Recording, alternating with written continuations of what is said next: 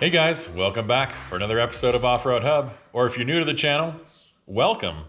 My name is Ken, and this is my 2010 Toyota FJ Cruiser, to which I am doing a 1-ton axle swap. I've been working on this project for a little while. There are a lot of things that go into it, but today I'm finally getting to the exciting part, the part where I start actually swapping in the solid axles.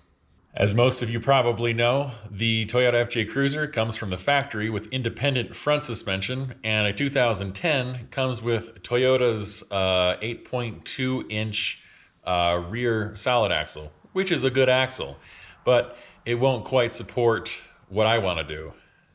So since it's been a minute since I talked about my axles, this is the front. It is a Ford Super Duty Dana 60 out of a 2012 or 2013 Ford F350.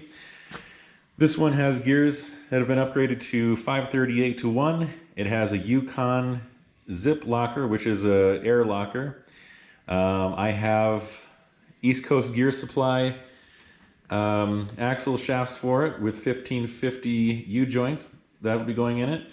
And it has Artec truss and an Artec full hydro mount on the front. My rear axle is out of a 1999 Ford F350. It is a Sterling 10.5 axle. It has Yukon 538 gears in it, actually 10.25 inch. Those are interchangeable. It has a Yukon Grizzly locker, which is very similar to a Detroit locker. So it is an automatic locker. It's not selectable, but it automatically engages and disengages. And I'll be using stock axle shafts in it, which in the Sterling are very strong, so shouldn't be a problem. And that is an Artec truss on that.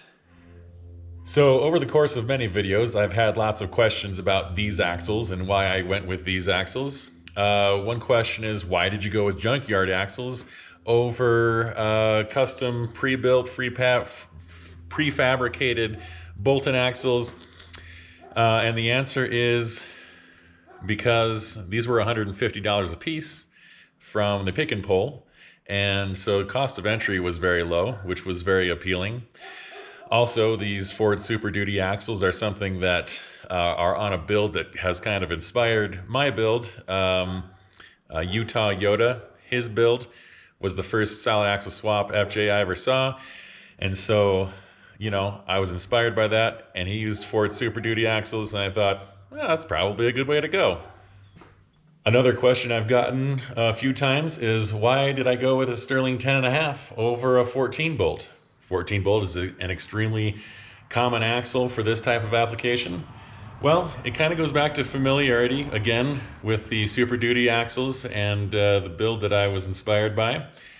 And also the 10.5 has better ground clearance than a 14 without shaving. So that was a big deal. And you know, the pick and pull had a Sterling 10.5 but didn't have a 14 bolt. So I went with a Sterling 10.5. So my goals for today are pretty simple and straightforward. I want to get these axles underneath the FJ, get the pinion angle where it needs to be, basically just get them set under the FJ, take some measurements so I can get my drive lines ordered. That's the last thing I have to get ordered, and I don't want to be waiting for those at the end. So I want to get that out of the way as soon as possible. I'll be ordering my drive lines from South Bay Driveline in San Jose, California. I've never used them before, but I'm ordering them from there based on a recommendation. So the measurements I need for today's operations are the center of the vehicle. I need to find that front to rear. And then I also need to mark and find the factory axle locations, the wheelbase. So I'll mark where the front axles were from the factory, and then also where the rear axle was from the factory.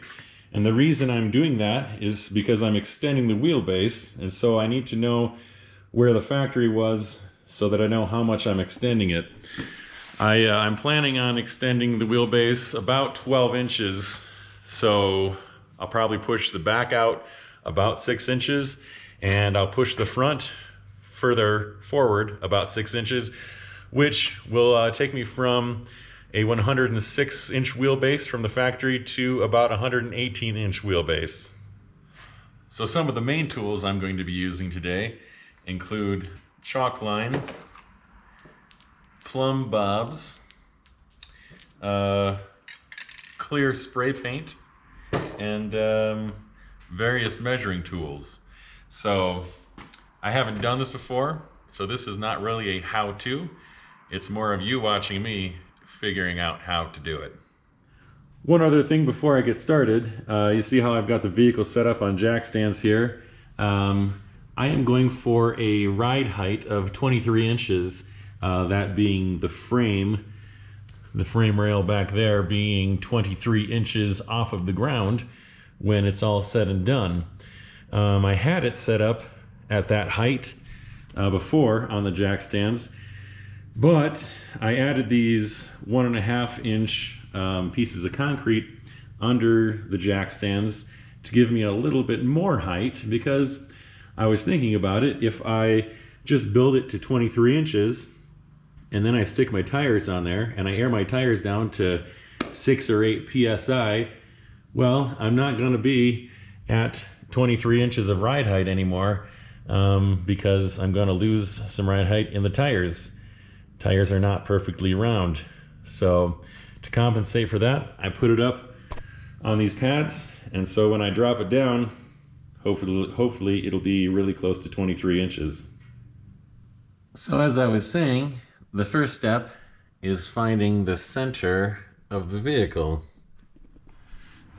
So I'm toward the rear of the vehicle right now. This is the charcoal canister for reference. Right here, it is exactly 39 inches wide. So I know that the center is going to be at 39. So,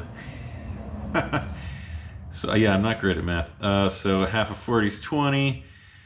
So it'd be 19.5 inches. And 19.5 inches is right here. So I'll hang a plumb bob from right here, and then I'll mark the floor. So I just hung that using one of my magnets and down to the floor, and you can see it shows me exactly the spot on the floor where the center of the vehicle is, so I can use that for reference when centering the rear axle. Well, actually both axles. So now I will go do the same thing up front.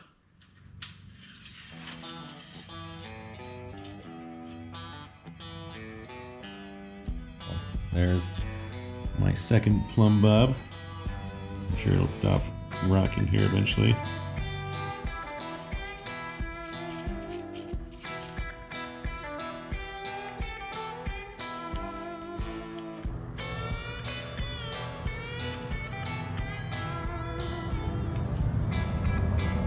Now that I've got a nice center line going all the way to the back of the vehicle, I'll mark the original axle location, so I have that for a reference.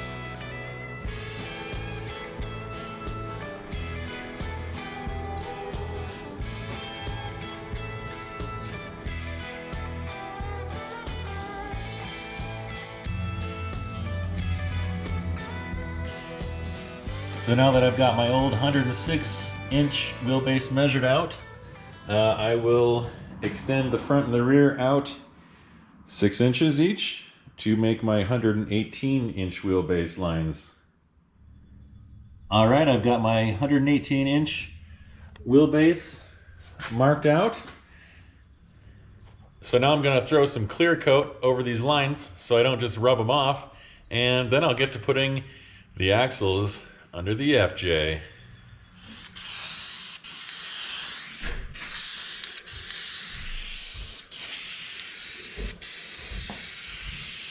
There are my lines painted with clear coat so they won't get swept away. That's good, they should last for as long as I need them at least. And then I was just measuring the rear axle, finding the center point so I can align that with my center line that's on the ground. You can see the center is off center, which is good. The pinion is set toward the passenger side a little bit, and that will help get the keep the driveline away from the gas tank, so that is favorable. So let's get this rear axle under the vehicle.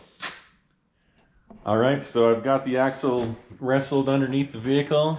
That is not exactly where it goes at all, but it's under the FJ, which, you know, that's promising. So my tires are 41.5-inch tires. That's the actual measurement.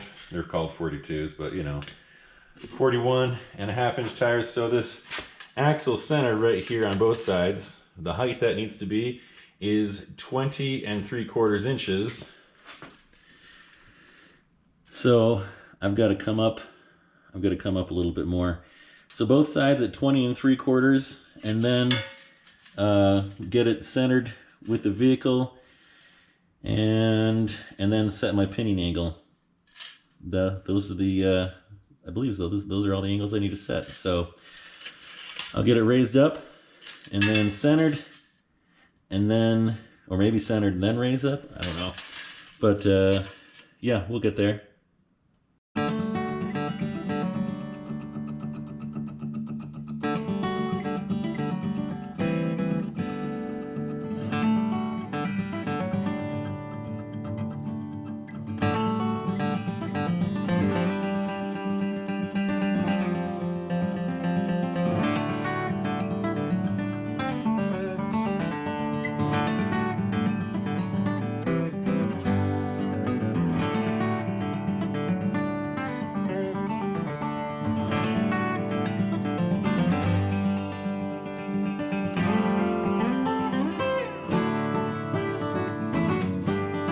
All right, just so I can show you a little more detail how I'm measuring this thing, I've got my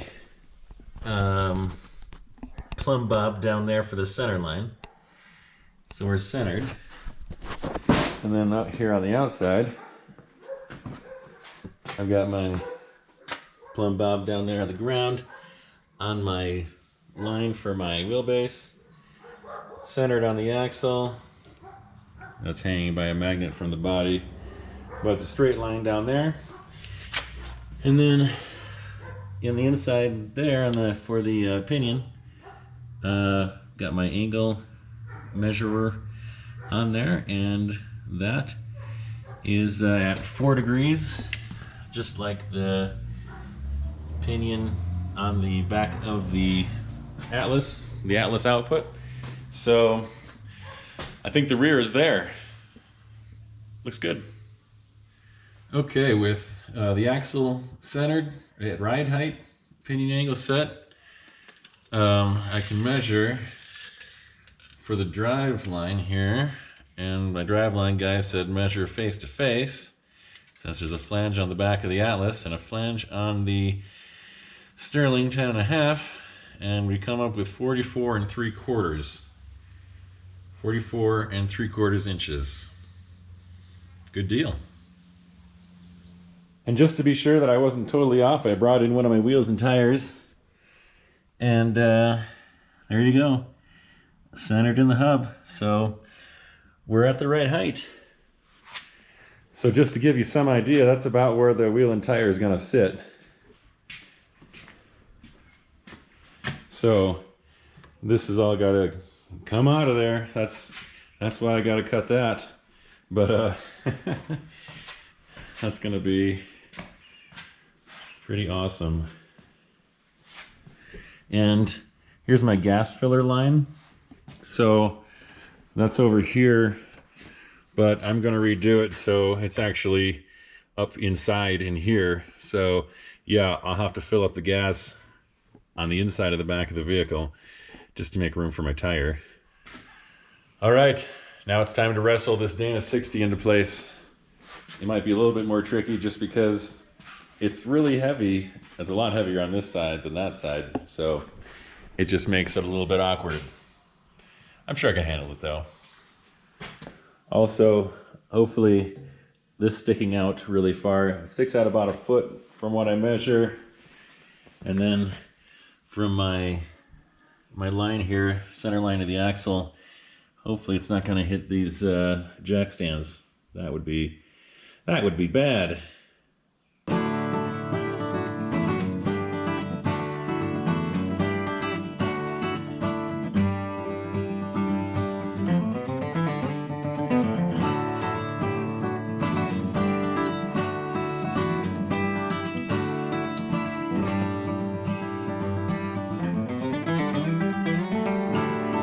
So I'm gonna have to get out under here and go to town with my plasma cutter to cut out some pretty big pieces, like this cross member right here. See how it's sitting right above the rear axle? So that whole thing needs to get cut out, including over here, and then some smaller pieces along the way. The old lower link brackets in the rear. And that brings me to all this. This whole big cross member is gonna get cut out. That whole cross member back there behind the oil pan is gonna get cut out. And so I thought I'd be able to squeeze this axle under here without cutting this out first, but that is not happening. I'm also slightly concerned about the location of my oil filter. We're gonna have to see how that clearance looks. I think there are oil filter relocation kits that might become necessary, I don't know. But long story short, I cannot get this axle under here with these cross members still here. So I'm gonna have to get those cut out of there because I need to get measurements to my Driveline guy ASAP. But the back turned out pretty well. It'll actually kind of be in the middle of the new shaped wheel well after this gets cut out. The whole wheel well will come back and just be all that whole thing right there. So it'll actually be kind of center in the wheel well at that point. All right, guys, with that, I'm gonna leave you wanting more. Monday, you're gonna see me go crazy with the plasma cutter. Underneath this thing, we'll get that front axle mocked up, but I don't have time to slice it up tonight. We're gonna take a lot of metal out of there between now and then. So I hope you enjoyed this video. If you did, give me a like and subscribe if you haven't already, so I can share new content with you every Monday and Thursday, and we'll see you next time.